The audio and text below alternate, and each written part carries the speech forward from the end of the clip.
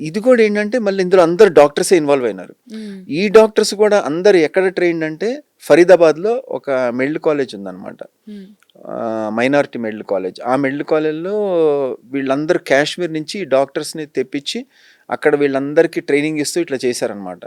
అంటే దాన్ని ఎవరు మానిటర్ కూడా చేయలేదు యాక్చువల్గా. కనీసము అసలు ఎందుకు ఇట్లా తక్కువ శాలరీకి డాక్టర్స్ వచ్చి ఇక్కడ పనిచేస్తున్నారు ఏంటి అనేది కూడా ఎవరు మానిటర్ చేయలే. ఆ కాలేజీ యజమాని ఎవరైతే ఉన్నారో అతనే వీళ్ళందరినీ తెప్పించి ఈ విధంగా ట్రైనింగ్ ఇస్తూ ఈ విధంగా దే డెవలప్డ్ దిస్ పార్ట్ అనమాట. వీళ్ళు ఏంటంటే ఒక మెయిన్ టార్గెట్స్ కొన్ని పర్టికులర్ స్టేట్స్లో ప్లేసెస్లో ఇది చేయాలని చెప్పి they have come at with this part అనమాట.